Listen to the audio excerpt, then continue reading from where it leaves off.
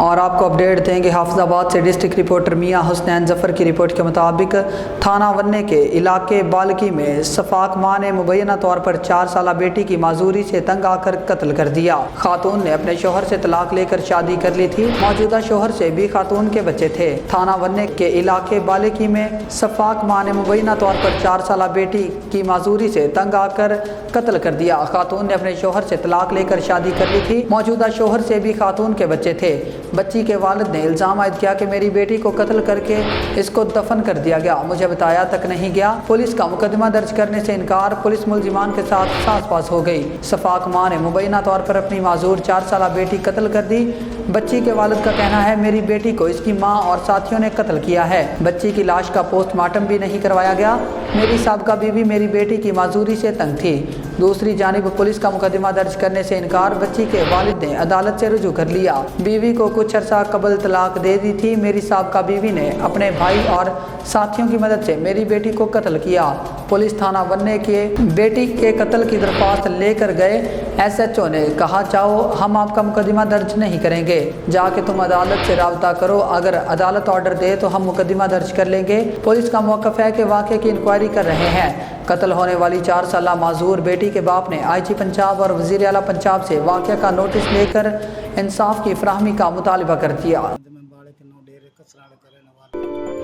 میرے 2 بچے اور 1 بیٹی ہے۔ تو بیٹی جو ہے وہ معذور ہے، وہ بیوی نے عدالت طلاق لے کر میرے چھوٹے بھائی تصور کے ساتھ شادی کر دی۔ بچے بھی ان کے پاس رہتے تھے۔ تو 11/5 میں وہ انہوں نے تصور نگت نے اپنے بھائی اور ماموں کے ساتھ مل کر ہماری بیٹی کو قتل کر ڈالا ہے۔ تو میری ڈی پی او صاحب، آئی جی صاحب،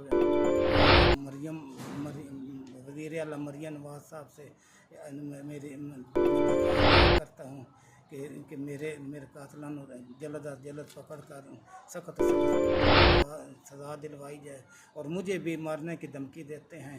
تو ہمیں بھی میں بیان دیتا ہوں کہ ہمیں بھی ان سے بچانے کی ہمارے ساتھ میں ہماری مدد کی تھی۔ تو میں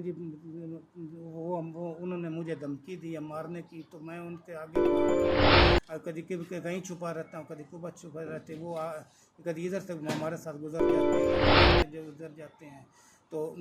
تو مہربانی کر کے میری مدد کی تھی، میری بچی کے قاتلوں کو سخت سزا دلوائی جائے، اور مجھے بھی پتہ نہیں میں میری زندگی کا ہوگا۔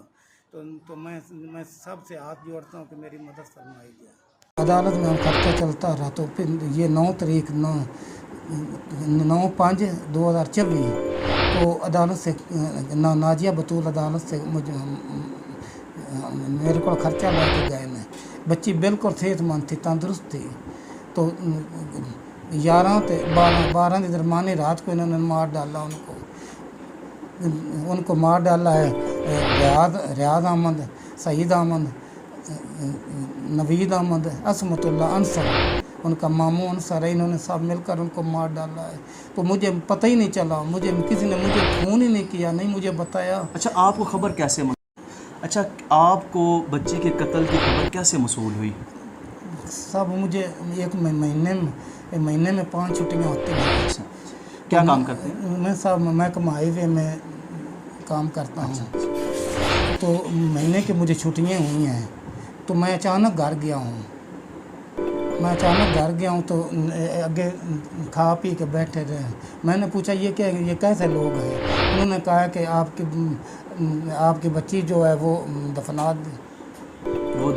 کر دی۔ ہاں جی، دفن کر دی۔ میں نے کہا کہ ہماری بچی تو تندرست تھی، انہوں نے کیوں دفن کی ہے؟ تو میں نے کہا ہماری بچی کی فوت نہیں ہوئی، ہمیں بچی کو انہوں نے مار ڈالا، قتل کر دیا۔ تو اس میں بچی کے